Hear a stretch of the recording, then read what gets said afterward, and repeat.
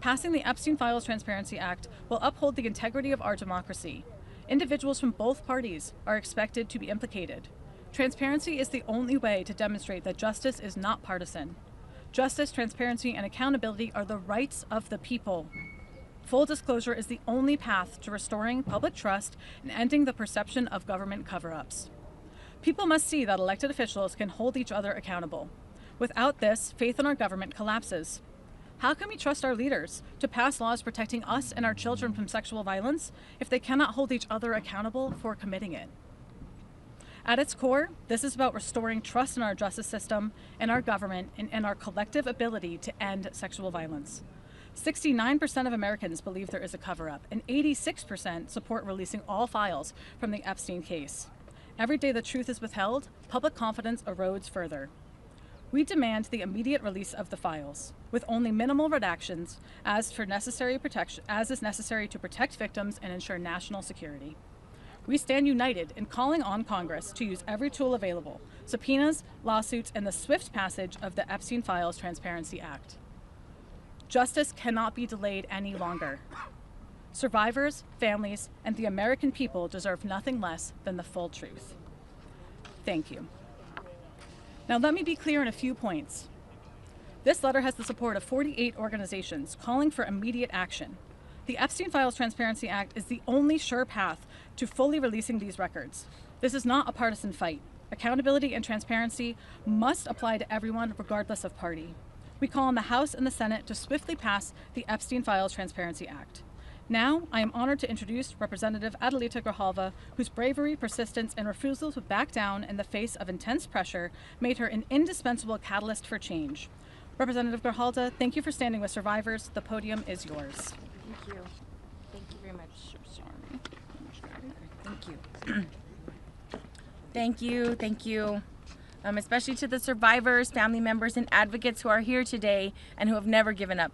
I also want to thank the organizations who are standing with us today, the Sexual Violence Prevention Association, the National Center on Sexual Exploitation, the National Women's Law Center, and Ultraviolet, and more than 40 other organizations and dozens of survivors calling on Congress to pass the Epstein Files Transparency Act.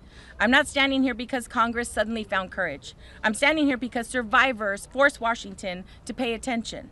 Your voices, your persistence, and your truth got us to this moment. Today is about something very simple. The American people deserve the truth. Survivors deserve justice, and no one, no matter how powerful, should be protected by secrecy. This vote, this transparency, and this accountability are long overdue. We know now that thousands of pages released thus far are only the tip of the iceberg. And that matters, because without full transparency, we cannot have justice. Let me be clear, this is not a Democratic issue, this is not a Republican issue, it's a human rights issue. It's a matter of justice. The momentum behind this did not come from politicians, it came from survivors and the public who demanded answers. This is why the discharge petition crossed 218 signatures, despite Speaker Johnson doing everything in his power to prevent this from happening, including calling on an early summer release and delaying my swearing in for 7 weeks. The public pressure cannot stop now.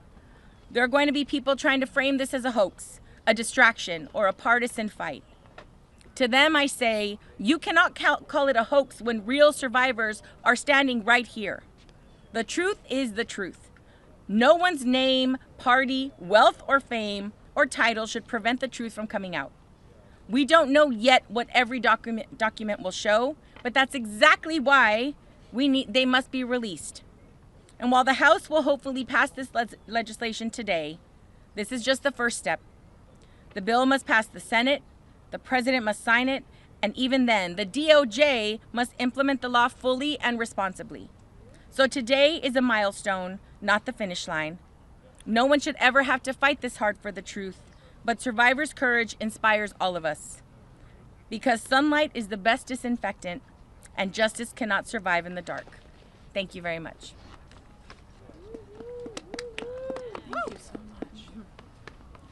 Thank you so much. As Representative Grijalva just said, this does not stop here. The House is just the first step. It then goes on to the Senate. And with that, I am proud to announce Senator Mark Kelly, who is speaking next. Thank you so much for being here. Morning, everybody. Well, thank you for being here.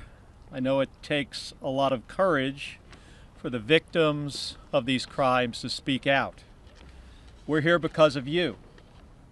Together, we are on the edge of doing something important. From Epstein on down, the people who carried out and aided in these horrific crimes thought their wealth and power meant that they would never have to answer for them. They thought the system was rigged for them and not against them, but against their victims. And for a long time, they were right. But we have a chance now to prove them wrong. We have the chance to say that in America, you will be held accountable. Doesn't matter if you're rich. Doesn't matter if you're a Republican or a Democrat.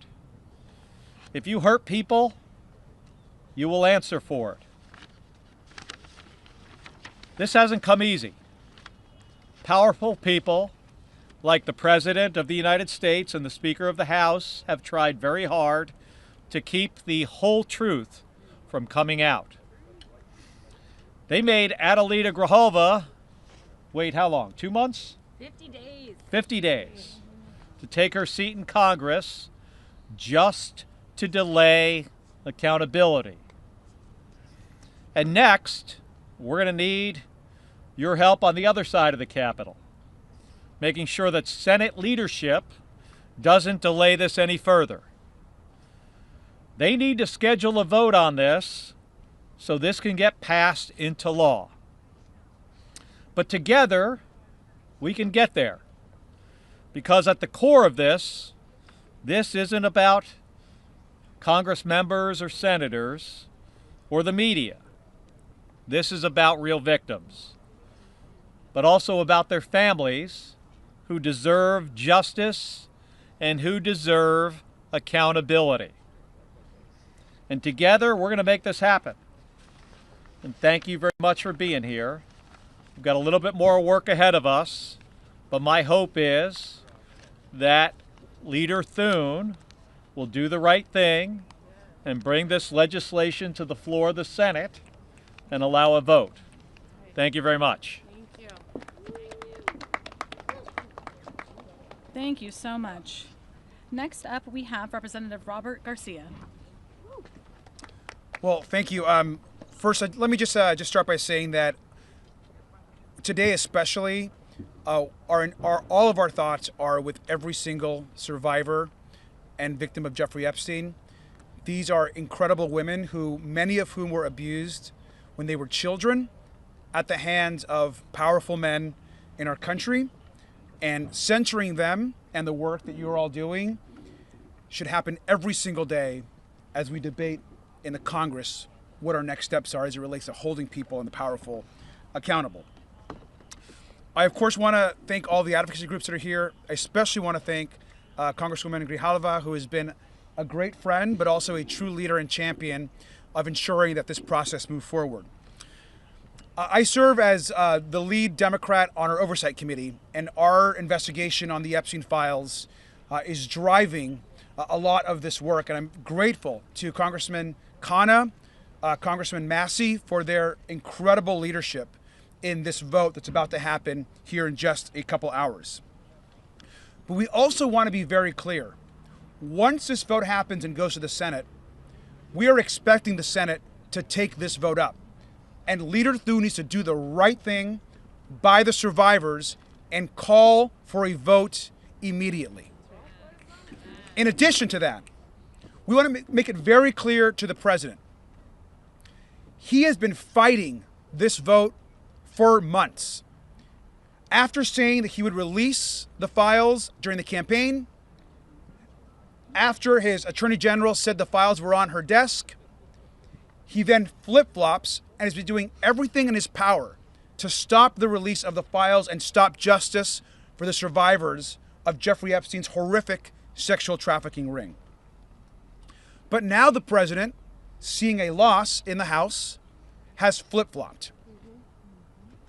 we're not going to forget his opposition.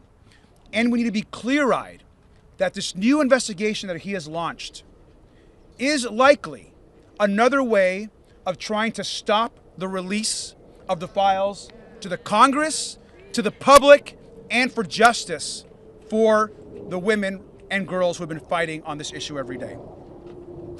I want to remind the president as well that he has the power to release the files today.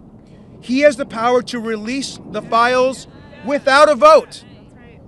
In fact, a few months ago, the Oversight Committee put in place a subpoena for all of the files through the Department of Justice, and still they have released nothing. And so at the end of the day, Donald Trump today can bring justice for the survivors, and he refuses to do so. It's important, and this is a message directly to Leader Thune. He needs to understand that this issue is bigger than what we're just doing here in the Congress. There are millions of girls and women that are watching our actions across the country and the world.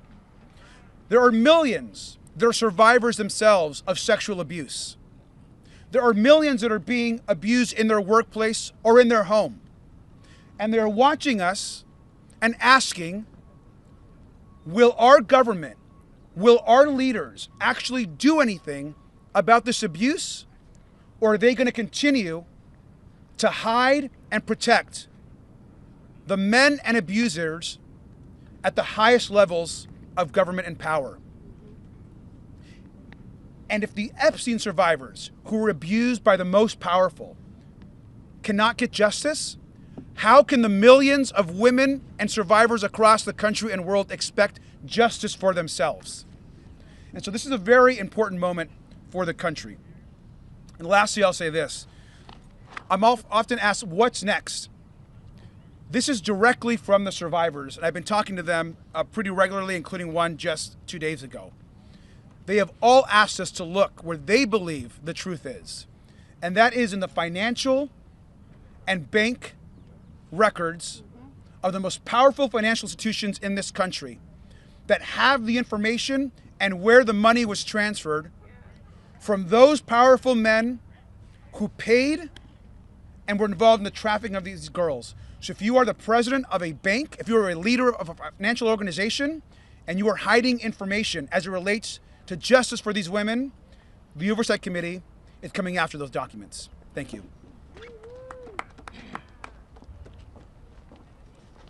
Thank you so much for those remarks. Next up, we have Representative Kelly Morrison. Please join me in welcoming her to the podium.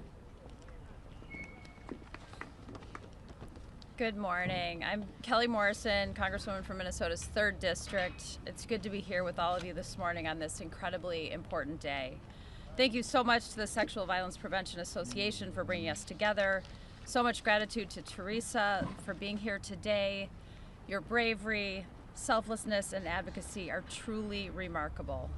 Your courage to speak out and stand up for others is the only reason we are in this position today, finally able to try and bring the justice and transparency that is far too long overdue.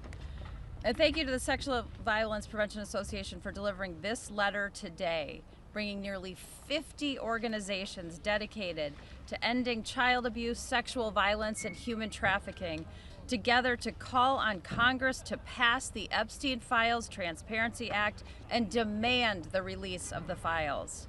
Because that is exactly what today is about. Standing up against child abuse, sexual violence, and human trafficking. Today is an opportunity for us to send an important message here in DC, across the country, and across the world. Today is our opportunity to say, no matter who you are, no matter how rich you are, no matter how powerful you are not above the law.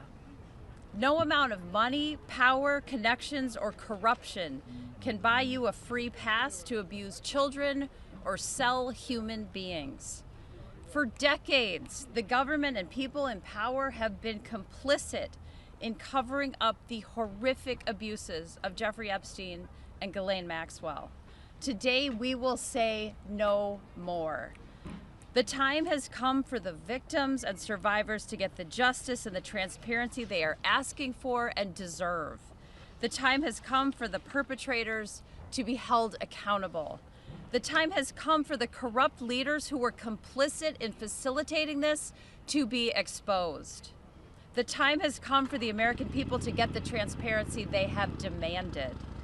And we have to ask ourselves, if we don't get this right, if we don't release the files and bring justice to the victims and hold the perpetrators accountable, what message would that send? Today marks a new day. Today we say this will no longer stand. We are putting the rich and powerful on notice. We are saying you cannot and will not get away with exploitation and abuse. There is nothing more deeply American than the notion that everyone has equal rights under the law. And today we are reasserting our rights as Americans. I met with survivors of Jeffrey Epstein and Ghislaine Maxwell alongside members of the Democratic Women's Caucus earlier this fall. Their stories are harrowing. Their testimony is powerful. Their bravery is unmatched. We have seen the lengths the rich and powerful will go to cover up their crimes. But these women are putting everything on the line simply to ensure that we never allow this to happen to anyone else ever again. So today, every single member of the U.S. House of Representatives will go on record to say whether they will be complicit in a cover-up protecting pedophiles and the corrupt, rich, and powerful, or if they stand on the side of justice, truth, transparency, and the American people. It should not be lost, however, that the only reason we are having to take this vote is because the Trump administration is refusing to comply with a subpoena and release the files. The president and his administration are legally required to release the files to Congress and could do so today. They could have released them at any time since he was sworn in. Not only has he refused to comply with the subpoena, he and the Speaker of the House have tried to block the release of the files at every turn, going so far as to shut down the House of Representatives for more than a month. But Americans understand that this is simply not a partisan issue. This is about our very humanity. I hope to see this pass with a unanimous vote in the House today, and I expect the Senate to take it up immediately and pass it with the support of every single senator. And then the president must sign it into law and finally release the files so that the survivors can finally get the justice that they have been denied for far too long. It is truly the very least that we can do. Thank you. Thank you, that was very powerful. Please join me in welcoming Fatima Goss-Graves, President of the National Women's Law Center Action Fund. Thank you so much. And as she said, I'm Fatima Goss-Graves. I'm president of the National Women's Law Center Action Fund, and I want to begin with deep gratitude to the survivors who have given us the gift of their stories and who have persistent in the face of a lot of resistance. I also lead the National Women's Law Center's Time's Up Legal Defense Fund, which helps to support thousands of survivors of sexual harassment and violence.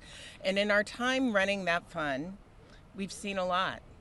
Each week, we've seen survivors who have stories of powerful men using their influence to create harm and to escape accountability. And we've also seen the many ways that survivors risk everything to simply tell their story and get the justice that they deserve. Jeffrey Epstein and Ghislaine Maxwell, they were predators. They used money and connection to exploit and silence and terrorize young women for gratification of Jeffrey Epstein and his friends. But we know abusers are often enabled by individuals and enabled by networks who allow violence to occur and continue and who ensure silence and shame. 6 years after his death, survivors and the American people are still demanding answers about those who participated in covering up the rape and abuse of children. And in fact, we've seen a whole of government approach, from the president to the Department of Justice to Speaker Johnson, who have all tried to use their power to prevent the truth from coming out. So it's up to all of us to ensure that none of this is swept under the rug any longer. This isn't politics, this is about justice. And anyone suggesting otherwise is ignoring the reality of what these young women endured at the hands of these men.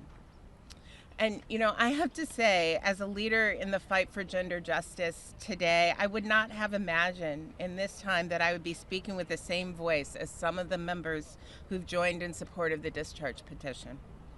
We disagree strongly on many, many issues, and today we are able to all come together and demand the release of information on abuse, especially those who currently hold positions of power. And we agree that people across this country, they deserve to know. Democracy and transparency are worth fighting for. Justice for survivors are worth fighting for.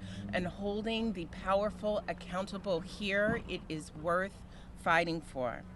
So for the survivors who so bravely came forward, our task is to ensure that nothing like this happens again, and that starts with the Epstein Files Transparency Act. It is the only way, as you have heard, to release all of the records and to ensure accountability that the survivors and that the American people have been calling for. Thank you.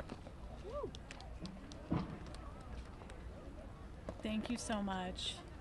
Next up, please join me in welcoming Jenna Sherman, Campaign Director for Ultraviolet.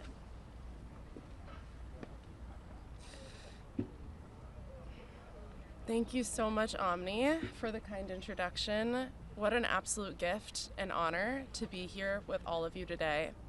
My name is Jenna Sherman. I'm a campaign director for gender justice organization Ultraviolet Action. I'm also a survivor and a rape crisis counselor.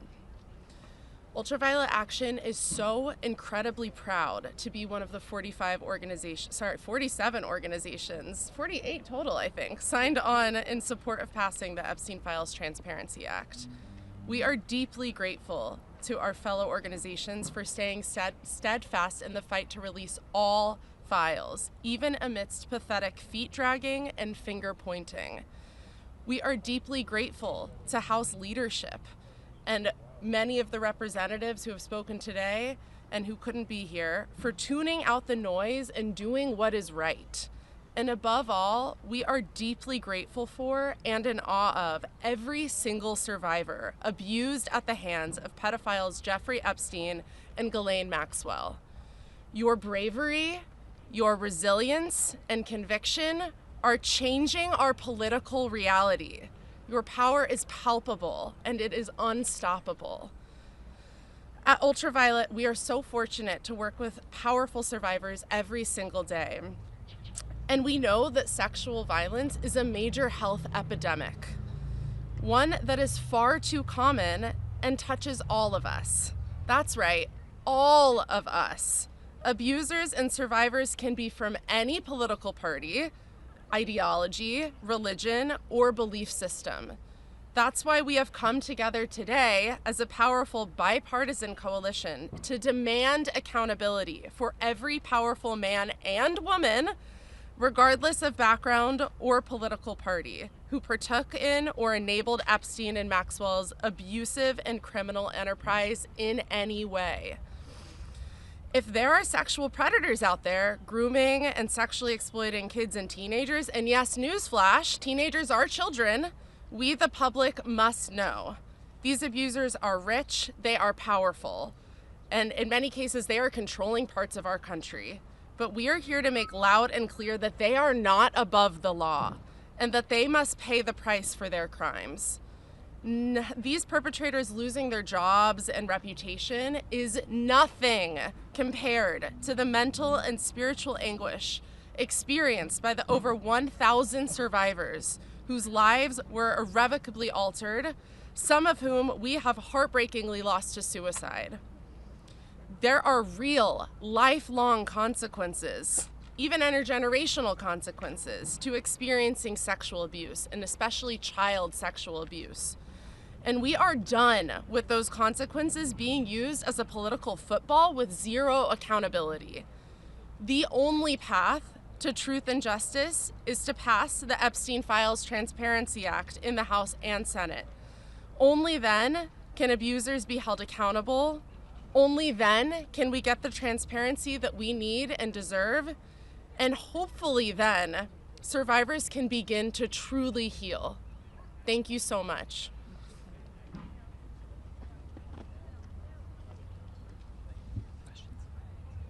Awesome.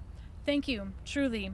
Thank you to every member of Congress who is pushing for the truth, to every nonprofit leader standing with us, and most of all, to the survivors who continue to show extraordinary courage and resilience. You are the reason we are here. Your strength is what makes this fight possible. Thank you to the 47 organizations who joined our letter. This coalition proves that when survivors lead, the nation must follow. Let me make one final call. Congress must pass the Epstein Files Transparency Act. The American public deserves the full truth. Survivors deserve justice, transparency, and accountability. Preventing the sexual violence epidemic in our country requires addressing this egregious harm and uprooting the systems and institutions that permitted and concealed it. Our democracy depends on our willingness to confront this head on. With that, we will now take about 5 minutes of questions. Congresswoman Grijalva? Yes. You called today a milestone, not the finish line. What happens next if the DOJ doesn't follow through, if the act is passed, to get you to this finish line of transparency and accountability? You know, we're seeing, I mean, this is a demand from the nation, from people. It's not a partisan issue. So many people, regardless of political ideology, want to see what is in these files. Trump promised that on day one, when he was elected, he was going to release the information, and here we are stuck. And my concern truly is that with this, partisan sort of launching of investigation of just Democrats that are implicated, that will hold up in some way the release of the full files. And so I do think that we have to look at that for sure. Yes. Yes. Congressman Roy Connor believes that Prince Andrew should be subpoenaed to speak before Congress. I'm just wondering if you agree with that, and whether you think that the UK government and the royal family should cooperate in ensuring that happens. I think really any way that we can get more transparency and more justice for the survivors, we need to utilize every avenue. So if Prince Andrew has information that would be beneficial to Congress, then we should utilize that avenue. Well, I mean, if the leadership that has been working on this issue much longer than I have believe that he has insightful information, then we should utilize that option. Yeah. Yes. Congresswoman, Oh, I'm sorry. Speaker Johnson today called for Leader Thune to amend the Transparency Act. He listed 5 flaws, he says, in it, including it doesn't protect victims and whistleblowers enough. What's your reaction to that, and do you think this is just another delaying tactic? I believe it's another delaying tactic. I do think that the Transparency Act really covers that information and trying to protect survivors. And so, again, my concern is that there continues to be this resistance in releasing information that the public is demanding, because survivors are demanding it.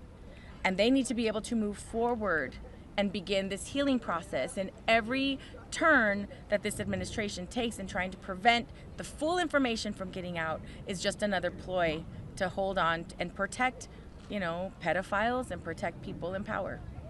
Yeah. Go ahead. It's just been revealed that Congresswoman Stacey Plaskett was actually texting with Jeffrey Epstein during a hearing. I know you're new here, welcome, but what is your response to that? And should Democrats move to censure her, saying she was texting with a convicted child sex offender? I have no information about that. I can't verify that information, and so I'd rather not speak on it. Happy to follow up on that. Yeah, thank you. All right. We're all good? Thank you. Thank you Thank you so all. much. Thank you. Thank you so much. Absolutely. Thank you so much for all of your work on this. Yeah. Thank you for being here. I'm sorry, this was such a whirlwind. Yes, thank you. I really appreciate you guys being here. I was going to say My dad and I literally practice. It's a good one. It's a good one. You gotta be a good snapper in organizing work. Thank you. Oh, I'm sorry. Yes. Oh, I'm sorry. Let me get it. Wait, Joe, can you go to Yeah, you go. I'm like, I'm sorry. I heard. I know you've got places to be. Here, Joe, you can go right out in front. Get in there. Yeah, this is for us. Thanks, sweetie. Can we get one behind the Epstein files? Oh yeah, you're actually so right. We should have just done that originally. Nate, is that a good angle for my chins? Thank you. Since it's for us. I hate when they come down under a I know. Thank you so much. No, when they're like, oh, is everyone's favorite angle this? I'm like, it's absolutely not that, it's actually. not. Like, no one looks good. Especially because you're often on steps and they're below you. It's like, Anyway, thank you for All being right. here. Oh my goodness. powerful. Okay. Thank you. Do you want to? Wait, here, I'm taking my.